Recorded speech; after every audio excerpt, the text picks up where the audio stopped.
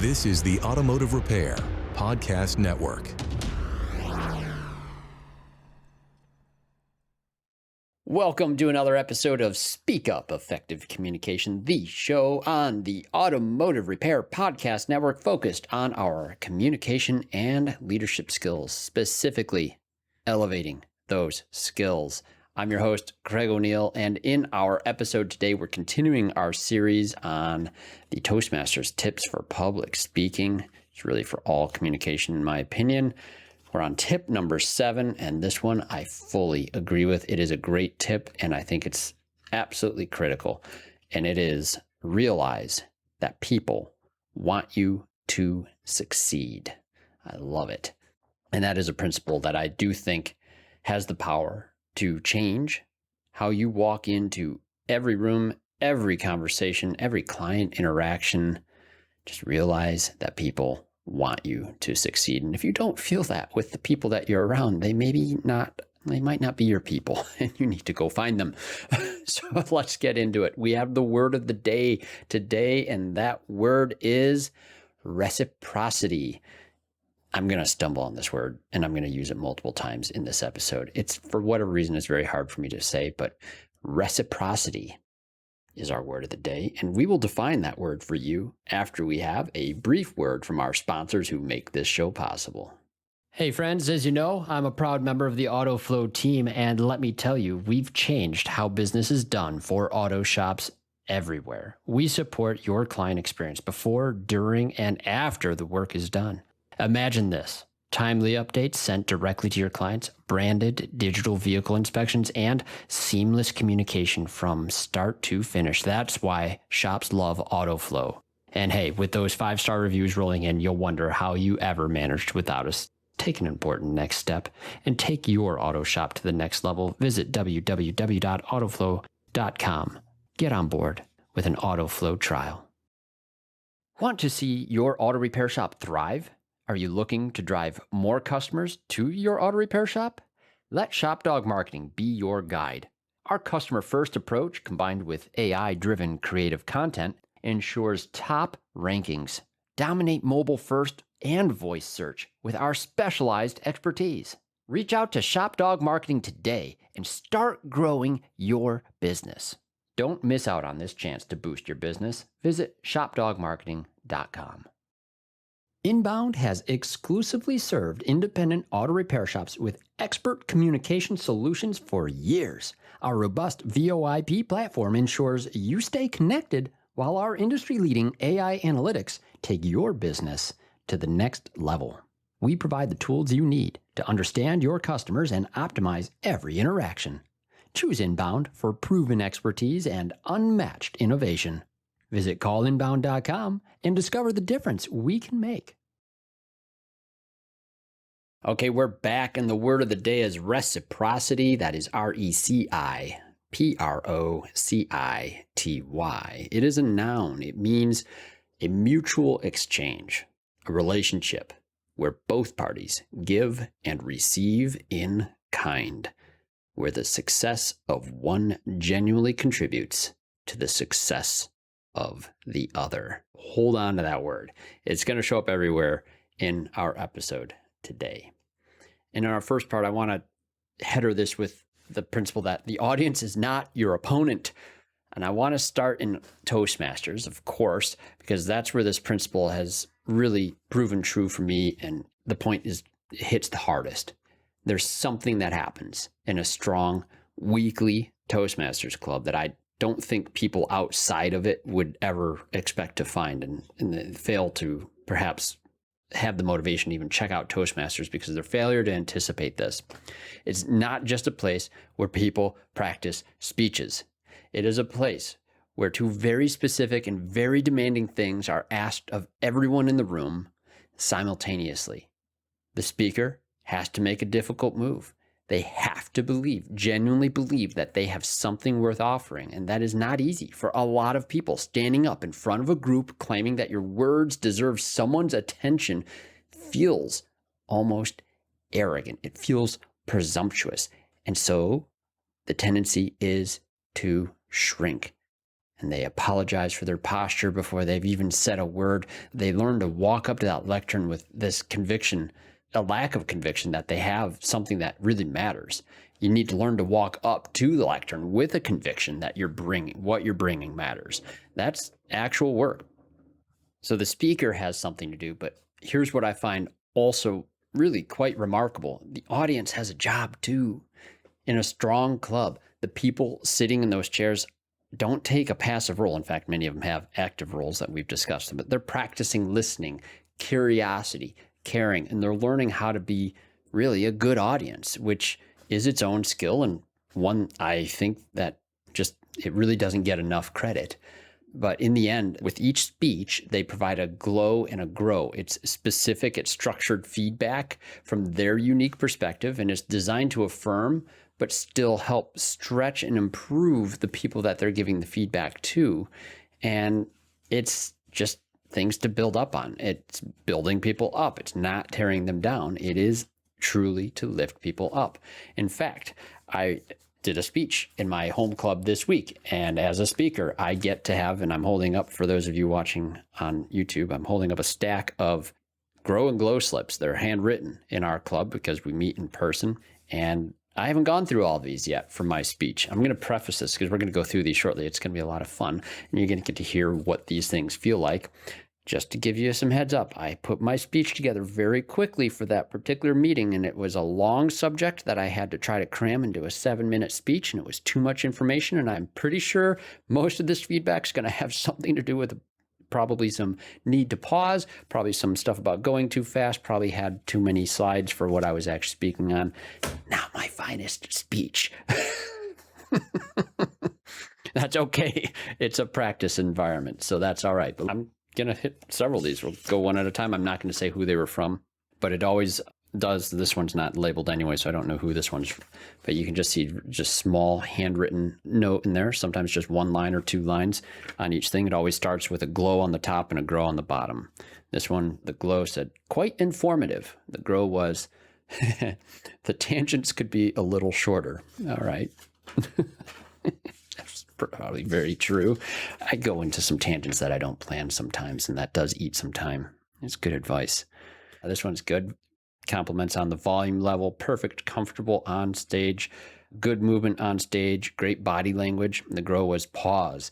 Lots of info, went too fast, stop, breathe. I know you only had 7 minutes, just too fast. Knew it. Lots of info, just too fast. Slides, lots of text, too much text. Interesting. I thought they were a little light on text, but that's why these perspectives are really helpful. This one's good. Wow, amazing organization, great energy, great articulation. The grow was talked a little too fast, but that was a lot to cover. Yeah, that's probably going to be in every one of these things. This one said, positive was confidence, clarity of speech, humor, very present, good use of space, good hand gestures, smile, overall, amazing. The grow was maybe slight less fast movement. Yeah. This one only has a glow. This is interesting. All right. I have opinions on this, right? Very attention-grabbing opening statistic. I loved how you weaved the personal story and anecdotes through the fact-filled slides. Felt like a compelling conversation. Good call to action at the end. That was very kind. But there's no glow. A lot of newer members at the meeting that night, and I know that it is sometimes painful to offer a piece of critical feedback. Very interesting, but it's proving our point today too. So this is good. I'll go through some more. Love the enthusiasm. Very interesting. Much needed in Grand Rapids. I was talking about a charity thing that we're hoping to get going. There's a grow blank. Blank on the grow. I need the grows. Great personality, great humor. I couldn't see the screen. Rushed on time in the end. Couldn't see the screen. That's interesting. It's a smaller screen in that room. I don't love the screen either. Usually it's a much larger spot. Enthusiastic. Nice puns. Yes. Oh, they complimented the puns. I am feeling the love now. Loved the vehicle puns and humor. Good. Great personal stories tied to the speech. A little fast, but I know because you were so enthusiastic. Not the only reason I was fast. I just need to do better truncated speeches. Oh, wow. This one's really got some good stuff. I heard a well thought out speech delivered with confidence and poise. I found the topic interesting and you sounded authentically passionate about delivering on the mission. Smiled throughout and good excitement with humor. The school slip was effective for me. Grow was way, and that's with like 5 A's and 4 Y's, too fast. Less is more. I found it very difficult to hang on to your message at times. There were lots of specific names, locations, and I wasn't sure which ones I would need to remember. That's really good feedback. It's also a veteran member of the club that I know. Really, really, really valuable. That stuff's solid gold. Grow, confident speaking, stage movement was good, clear voice, a lot of slides, speed and talking was very fast. Wow. Oh, dropping some of these. No grow on this one, but energetic, passionate. PowerPoint was balanced with the speech. This one's got some more on the grow. It's nice. Great project. And love this was the grow. A little too fast, but no, you had a lot to cover. Went over time. Maybe I can't read the other grow. I think it's something about shortening the info on the presentation. That's the trouble when you have some handwritten notes sometimes. Another grow with no glow. Very well done. Energy was amazing. Absent of the name. Those newer members, gotta really get it out of them sometimes to give the grows. This one's got some good ones. Here we go. Love the presentation and the purpose behind it. Talked a bit fast at the beginning, but slowed down towards the end. That's encouraging. I would suggest having some pregnant pauses throughout. Technical term, folks. We can discuss that in another episode. Very informative. Loved the PowerPoint. Slow down. Talked very fast. Man, passion on topic. You didn't ramble. Oops, now you're rambling. Wow, see, yeah, that's funny. I love this. Started rambling in the middle, I think. Presentation slides look great. Love the timeline. So many sentences without periods and pauses. If anything needs slowed down, the first sentence that you open with was too fast. Couldn't take it all in. Put the form letter on the presentation. I had a prop that I used that I had in my pocket. They wanted to see it on a slide. That's good feedback. Rapid pace. That's written in the road. Nice vulnerability. Very inspiring. Loved my energy, and it's a lot of really small written cursive. Yeah, hard to read. Shoot, I can read cursive, just not all of it. Felt slides were complimentary. Good. Great story and cause. A lot of info to pack in, but thought you hit the important pieces. And oh, they used a pun in there. Great cause and drive, they said. And that was a pun because we were talking about car stuff. And so they have an arrow drawing on this one. Seeing what they did, they're drawing attention to their pun and their slip. That's love right there. Great topic and enthusiasm. Nice PowerPoint to compliment. Good gestures. Too much info in the time. Constantly. All right, so that's stack. That's what you get when you go and give a speech with a good, well-attended club meeting. Did you hear anything on there that seemed resentful or was in any way mean, harsh, bad at all? I didn't. Well, there was the one I had a hard time reading. Maybe, no. If anything, there's some people that are still uncomfortable with leaving some feedback and reaching into that, right? And look, I've been doing this for a little while now, and some of the younger members, I know when any of us are giving feedback to the veteran members, you have to dig sometimes, but look, there's plenty there. I know I used fillers in multiple spots, and look, no one's just saying, you suck, or I hated it, or anything like critical. There's nothing like that there. I wanted to show those, and we can speed up that portion of this maybe for time here, but my point is, look, there's a lot of emphasis there on the positives and people uplifting what I was trying to do. So again, this is a Toastmaster meeting structure thing, and it matters because the goodwill is quite explicit there. The speaker doesn't have to wonder whether the feedback's coming from a good place. Everybody in the club generally is in a good place. We know that, and we get up there and we do what we do expecting, and there's a high degree of trust that we're going to receive things that will be beneficial for us. Week after week, people show up and make some of the same commitments to each other on that. That is a perfect example of a weekly practice of reciprocity. When a struggling speaker gets up there, like knees are shaking, voice trembling, maybe losing their place, the room in that context would lean into this, not to judge, because everyone there has felt exactly what that speaker's feeling. Watching someone push through their fear gives other people in the room permission also to confront their fear. And for our younger members, the profound impact that it has when you see a veteran member do a really decent job, and then you have someone who's only been coming for a little while do pretty okay, and then you have one of the newer members. We do 3 speeches every night, and it isn't always experienced down to novice, but sometimes it's all novice speeches too, and that's fine. Those are some of the most encouraging for the other people to get up with that thing. Okay, they did it, I can do it too, and it's powerful. Goodwill, I want to stress this, it can also be tapped into, hijacked, and betrayed. And this is one of those things that I worry about when it comes to industry events in particular, and it stings a little bit because this happens in our industry. You've probably been there, training event, the content's good, you're engaged, you're learning, and then somewhere in the middle of it, the pitch starts and the training is basically been hijacked with a marketing agenda, and you can feel the room change as this turns into a product demo. That openness that brought people in, that they felt, that just evaporates, and the social contract is broken. People come to learn, not to be sold to. That's its own kind of failure, though. That is an external one. And so the room has logically turned against something that should not have happened. And that's fair. And that's okay. There's failures like this that a speaker can bring that sabotages this tip, this realization that the people in the room do want you to succeed. You can make it so they don't want you to. But that would be something that you bring into a situation that normally isn't going to be there. And I believe this is exactly where Dale Carnegie training really kicks in with it. We've mentioned it before multiple times. There's the 3C communication. Dale Carnegie suggests warning against criticism, complaining, or condemnation. If the content of your speech is built on those things, you may sense that the audience is not with you, and they may not be, because the people can feel when a message isn't oriented toward their benefit, if it's really just a grievance or something else dressed up as a presentation. Think about famous speeches in the world. Martin Luther King Jr. stood before a crowd with every legitimate reason to condemn the injustices, and the time were very real. The pain was documented. The cause was righteous, and he chose vision over condemnation in his I Have a Dream speech. The audience didn't just receive that speech. They were really uplifted by it. And then you have guys like Theodore Roosevelt put it plainly in his famous Man in the Arena speech. It's quoted many times. This is delivered in Sorbonne in Paris in 1910.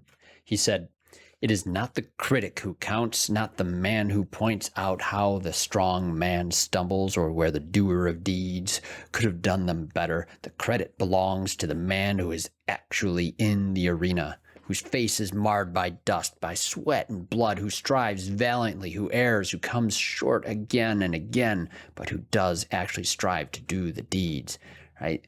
That quote's been carried on by presidents, athletes, leaders for over 100 years. And I think it applies directly here, because the person leading with criticism, complaining, and condemnation, they're not in the arena. The service advisor who walks up to that client with confidence in what they're recommending, that person is, right? People who are doing the job. I feel like this principle holds. And where I'm really going with this, right, is you don't launch into some sort of a spiel that is going to tear down the people you're speaking to and get to keep the goodwill where they want you to succeed.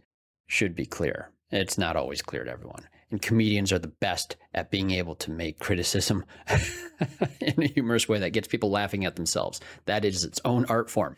But that's the tip for today. Realize that people want you to succeed. It's not a naive affirmation. It's an observable truth. In Toastmaster rooms, in the feedback slips that you just heard, in every room where someone shows up genuinely trying to offer something good, and today's word, reciprocity, that's the architecture underneath all of it. The audience needs something from you. You need something from them. When that exchange is honest and mutual, everybody wins. Hey, if you have something to add or something you're curious about, something you'd like to talk about on the show or just in my inbox, email me here, speakup@craigoneil.net. That's ONEILL and O'Neill, speakup@craigoneil.net. We appreciate hearing from you on anything that helps or suggestions on topics you'd like to hear us discuss on the show that will help you on your communication journey. Remember also to listen up on the app. Download that from Apple or the Google Play Store. It's the Automotive Repair Podcast app from the Automotive Repair Podcast Network, and listen to the other shows on that app. We have Remarkable Results Radio with Carm Capriato, Diagnosing the Aftermarket A through Z with Matt Fonslow, Business by the Numbers with Hunt Demarest, the Auto Repair Marketing Podcast with Brian and Kim Walker, the Weekly Blitz with Coach Chris Cotton. And once again, thank you so much to our sponsors for making this show possible, that we can bring these topics to you, our loyal listening audience. Thank you for joining us. Now get out there, listen up, speak up, and realize that people want you to succeed. Yeah, so postscript here. It is fun to just throw in some facts on that Teddy Roosevelt business. Because that speech was given, he was a former president. He had just gotten back from an African safari. He's watching his hand-picked successor drift away from everything he built. He had every reason to be bitter. He had every reason to complain. Instead, he went and delivered one of the most enduring speeches in American history about the virtue of striving. And in 1912, he got back in the arena himself, ran as a third-party candidate. He got shot during the campaign trail at a stop in Milwaukee, and he finished his scheduled speech anyway, bleeding, before he went to the hospital. Although he did lose to Woodrow Wilson, he did beat Taft, who was his chief opponent there, and finished second, 27% of the vote. It was the strongest third-party performance in American history. Good stuff. Got a nice book on him. We'll go into it another time. All right, that's all. You've been listening to Speak Up, Effective Communication with Craig O'Neill on the Automotive Repair Podcast Network. Download our exclusive podcast app at automotiverepairpodcastnetwork.com, because the best conversations in the industry start here. Check the show notes for Craig's YouTube channel and email. Let him know what topics you'd like him to speak up about.